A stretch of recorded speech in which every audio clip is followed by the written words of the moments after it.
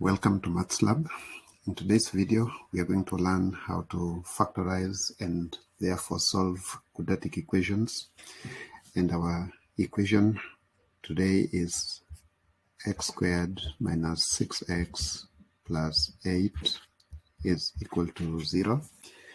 So for us to be able to factorize this equation, we are going to look for two numbers whose sum is -6 and whose product is positive 8.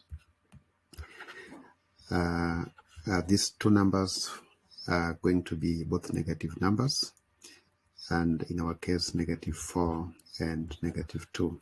So we will have to rewrite the quadratic equation by breaking down the middle term into these two numbers. So x squared minus 2x minus 4x plus 8 equals 0. We can then factorize this quadratic equation. We see that in the first part x is common, so we'll have x factored out, and then that will be x into x minus 2. On the other side, we'll have -4, which is common, so we'll have -4 into x minus 2, and that is equal to 0. So the two factors to this equation are going to be x minus 4 into,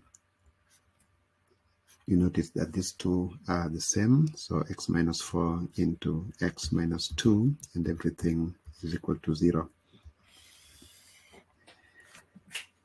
Now we have two numbers here, or two expressions, x minus 4 and x minus 2, whose product is equal to 0. And that indicates to us that either or both of the expressions are equal to 0. So we're going to take each in turn. Either x minus 4 is equal to 0. And if x minus 4 is equal to 0, we can get the value of x by adding 4 to both sides of the equation. And if we do that, of course, plus 4 and minus 4 will cancel. We'll end up with x being equal to 0 plus 4, which is 4, or the other root of that expression, x minus 2 being equal to 0. Again, we can add positive 2 to both sides of the equation and end up with x being equal to 0 plus 2, which is 2.